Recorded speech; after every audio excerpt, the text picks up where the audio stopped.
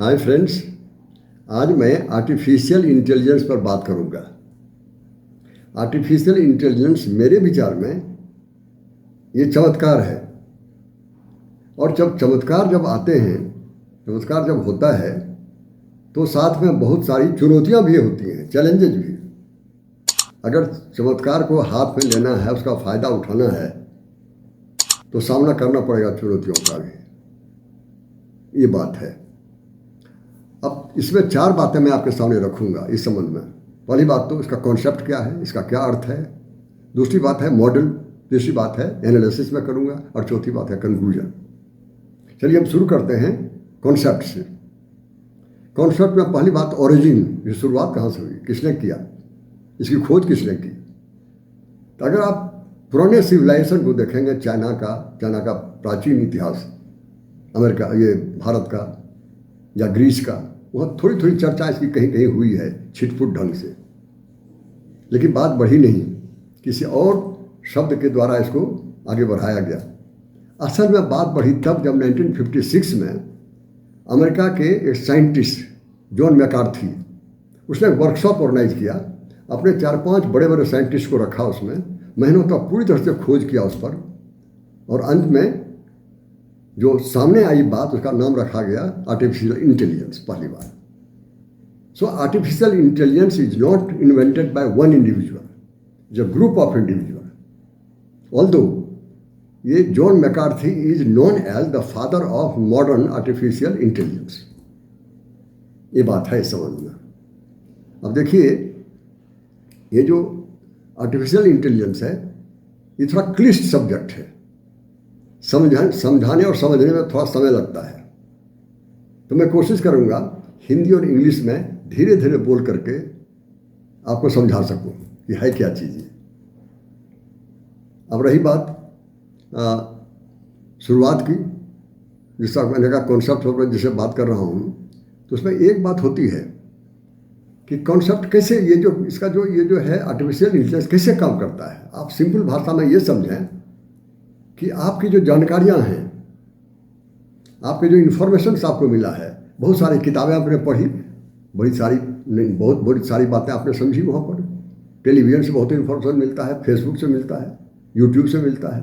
जितने भी सूचनाएं आपको मिलती हैं, जितना भी खबर आपको मिलता है, वो ज्ञान नहीं है, सिर्फ इन्फॉर्मेशन आपको मिली। ज्ञान तब होता है जब आप उसको, ये आर्टिफिशियल इंटेलिजेंस को कन्वर्ट करते ज्ञान में। ये बड़ा काम होता है कि artificial intelligence converts information into knowledge. जब नॉलेज हो जाएगा तब फिर इस पर काम आगे बढ़ता है, और काम आगे बढ़ता है तो फिर क्या होता है, नई नई टेक्नोलॉजी सामने आ जाती है, और फिर दुनिया फिर तेजी से आगे बढ़ना शुरू हो जाता है। तो ये काम है आर्टिफिशियल इंटेलिजेंस का कि आपकी जानकारी को ज्ञान में बदल दे और फिर आप आगे बढ़िए, ये कहना है। लेकिन चुनौती बहुत बड़ी है, और ख़ास करके बड़ी चुनौती जो है वो रोज़गार बचाना। और सब काम मशीन ही कर देगा तो आदमी क्या करेगा। कहते हैं कि 40% आदमी अनएम्प्लॉयड हो जाएगा। जो निगेटिव सोचने वाले हैं वो कहते हैं 40% आदमी अनएम्प्लॉयड हो जाएगा पूरी दुनिया में, और जो एडवांस कंट्री है उसमें 60% चले जाएंगे। ये एक्सट्रीम की बात हुई। तो बड़ी चुनौती इसलिए है कि ये आर्टिफिशियल इंटेलिजेंस आगे भी बढ़े, और ये जो रोजगार है वो बचा रहे, उसमें खतरा नहीं आ जाए। ये बात है उसमें। लेकिन एक और बात देख लीजिए उसमें कि ये जो इंटेलिजेंस, जो भी टेक्नोलॉजी होती है, ये जो इंफॉर्मेशन टेक्नोलॉजी भी है, इंफॉर्मेशन आर्टिफिशियल इंफॉर्मेशन जो है, आर्टिफिशियल इंटेलिजेंस जो है, ये सारी सीमाहीन होती है। It does not have border, जो बॉर्डरलेस। खोज हुई अमेरिका में 1956 में, मैकार्थी ने किया। अब पूरी दुनिया में बात फैल गई, बॉर्डर है कहीं, अमेरिका के बॉर्डर से बाहर निकल गया है, ये बात होती है। और फिर ये देखिए कि पहले कहते हैं पोस्ट कंप्यूटर, ये पोस्ट इंटरनेट। पहले कंप्यूटर आया, इंटरनेट आया, उसके बाद की दुनिया जो शुरू हुई। अगर कंप्यूटर नहीं आता, आर्टिफिशियल इंटेलिजेंस नहीं आता। 1956 से लेकर करीब करीब end of 20th century computer बहुत ज़्यादा एडवांस नहीं हुआ था, इसलिए बात आगे नहीं बढ़ी, स्लो स्लो बढ़ता रहा। 21st सेंचुरी में कंप्यूटर नया नया एडवांस कंप्यूटर आ गया और बात बढ़ गई। अच्छा, अब एक और बात है कि ये जो आर्टिफिशियल इंटेलिजेंस है, इसके बारे में दो परसेप्शन है, एक निगेटिव एक पॉजिटिव। इस बारे में मैं एक वाकया आपको सुनाता हूँ कि राजीव गांधी प्राइम मिनिस्टर थे तो वाजपेयी साहब अपोजिशन में बैठते थे। राजीव गांधी ने ऐलान कर दिया कि भारत में हम कंप्यूटर ला रहे हैं, खलबली मच गई, तहलका मच गया, चारों तरफ राहुल गांधी की, ये राजीव गांधी की पूरी आलोचना हुई और वाजपेयी साहब बुजुर्ग नेता थे, वो खड़े हो गए। मैं कभी नहीं मानूंगा इस बात को। मैं दूसरे दिन वो बैलगाड़ी पर चढ़ करके संसद पहुंच गए, पार्लियामेंट पहुंच गए। राजीव गांधी ने उनका स्वागत किया, साथ में बिठाया, कहा कि मैं कोशिश करूंगा कि आपको साथ लेके आगे बढ़ूं। इसके बावजूद भी अगर आप नहीं मानेंगे तो मैं तो कंप्यूटर तो लाऊंगा, क्योंकि प्राइम मिनिस्टर मैं हूँ। बाद में कभी आपकी सरकार बनेगी, आप कंप्यूटर को हटा देना, मैं मना नहीं करूँगा। जो भी हो, बातें बढ़ी। तभी संसद में नरसिम्हा राव उसमें एजुकेशन मिनिस्टर थे, वो खड़ा हो गए। उसने कहा, वाजपेयी साहब आप विरोध क्यों करते हैं? अरे भाई नरसिम्हा राव जी, लोग बेकार हो जाएंगे। बैलगाड़ी जिस पर चढ़ के आए वो बैलगाड़ी बेकार, गाड़ीवान बेकार, बैल बेकार का कोई बेकार नहीं होगा।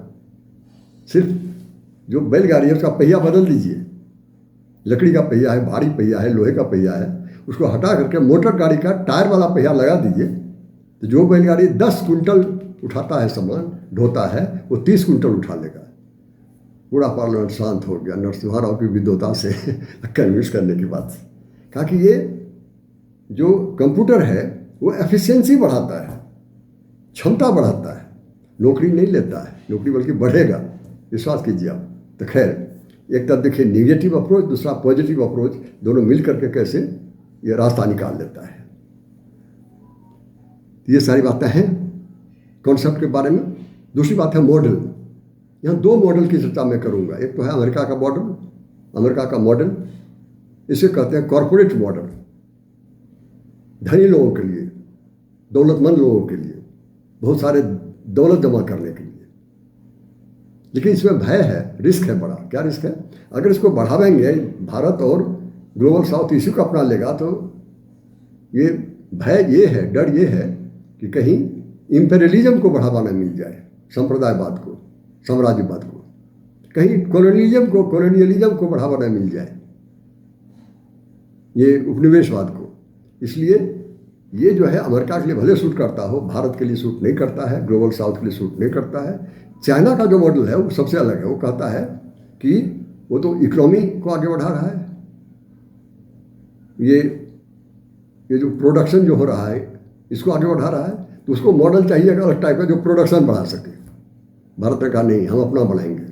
तो भारत ने कहा जो हम अपना बनाएंगे वो ग्लोबल साउथ के लिए भी सूट करेगा, जो इमर्जिंग इकोनॉमी है उसको भी सूट करेगा। उसका नाम इन्होंने कहा कि सॉवरेन मॉडल। सॉवरेन मॉडल मतलब ये कि इस पर हमारा अधिकार रहेगा, हक रहेगा, हम इंडिपेंडेंट रहेगा, हम दूसरे के टेक्नोलॉजी पर डिपेंड नहीं करेंगे। It reduces dependence on others. बड़ी अच्छी बात लगी जो डिस्कस हुआ दिल्ली में, जो इम्पैक्ट समिट हुआ आर्टिफिशियल इंटेलिजेंस का, बहुत सारी बातें सामने आई। तो कहा कि हम अपना बनाएंगे, अपने खुद के आरडी से, रिसर्च डेवलपमेंट से बनाएंगे, अपने खुद के टेक्नोलॉजी से बनाएंगे, हम किसी का कुछ भी नहीं मांगेंगे। सुनने में बड़ी अच्छी बात लगती है, देखते हैं कहाँ तक क्या हो सकता है इसमें। इसलिए कहा कि विशेष करके जो पिछड़े हुए लोग हैं, महिलाएं हैं, अंडर सर्व लोग हैं, देखते हैं कि वो आर्टिफिशियल इंटेलिजेंस आने से उनका क्या फ़ायदा होता है, उसको कंसंट्रेट करेंगे हम। उसने कहा कि 3 तरह के इसके थीम होंगे, 3P, पीपल, प्लैनेट और प्रोग्रेस। पीपल मतलब ये ह्यूमन सेंट्रिक, मनुष्य की भलाई की बात करेगा इसमें। प्लैनेट ये इन्वायरमेंट को खराब नहीं होने देगा, इसकी खोज करेगा कि कैसे इससे बचा सकता है। और प्रोग्रेस, इकोनॉमिक डेवलपमेंट कैसे होगा, ये थीम की बात हुई। और तो अगर एक और पहलू अगर आप देखेंगे तो ये इंडिया में जो समिट हुआ दिल्ली में, इसमें एक और बात हुआ, इसका एरिया ऑफ कमिटमेंट क्या होगा, एरिया ऑफ वर्क क्या होगा। काम करेगा, कहाँ कहाँ काम करेगा। गवर्नेंस, गवर्नेंस में क्या फ़ायदा होता है, एम्प्लॉयमेंट कैसे बचा रह जाए, और ये नई टेक्नोलॉजी आ भी जाए। हेल्थ, डॉक्टर को बीमारी का डायग्नोसिस करने में महीनों लग जाते हैं, कभी कभी गलत हो जाता है डायग्नोसिस। 1 मिनट में बता देगा कि ये प्रॉब्लम यहाँ बोन में है, ये प्रॉब्लम यहाँ हार्ट में है। कैसे होगा ये? जुडिशरी में न्याय मिलने में बहुत लंबा समय लगता है, 35-35 साल के बाद भी केस खड़ा हो जाता है, पड़ा रहता है। तो जुडिशरी में कैसे इसका उपयोग होगा? एग्रीकल्चर जो मास इंडिया जैसे देश में जो पुराने न्यू इकोनॉमी ये एग्रीकल्चर अभी भी ये बहुत सारे लोगों के रोजगार का माध्यम है। तो ये सारे गवर्नेंस पर, एम्प्लॉयमेंट पर, हेल्थ पर, एजुकेशन पर, जुडिशरी पर, एग्रीकल्चर पर इसको हम बढ़ावा देंगे। ये सारी बातें हुई मॉडल्स की बात। अमेरिका का मॉडल कॉरपोरेट और इंडिया का मॉडल सॉवरेन। अब रही बात एनालिसिस में कुछ बातों को स्वागत योग्य है बातें। जैसे देखिए, जैसा मैंने कहा सॉवरेन की बात करते हैं या इंडिपेंडेंट की बात करते हैं, ये पिछड़े जो लोग हैं उसको आगे बढ़ाने की बात करते हैं, इसका स्वागत है। और साथ ही साथ एम्प्लॉयमेंट बचाने की बात करते हैं। और पूरे साउथ, अगर इंडिया मॉडल में सफल हो गया तो ये मॉडल पूरा साउथ एशिया ग्लोबल साउथ अपनाएगा, न्यू इकोनॉमी अपनाएंगे। अब इसमें देखिए कि पैसा बहुत खर्च होगा, अभी तक पता नहीं है लोगों के कितने 100 बिलियन लगेंगे इसमें, लेकिन करीब 100 आदमी ने पार्टिसिपेट किया दिल्ली के समिट में। उसमें से 86 लोगों ने कमिटमेंट किया है कि हम भारत को मदद करेंगे, फाइनेंशियल मदद करेंगे। और टोटल अगर कमिटमेंट देखेंगे आप तो $250 बिलियन है। अगर बहुत अधिक नहीं है तो कम भी नहीं है।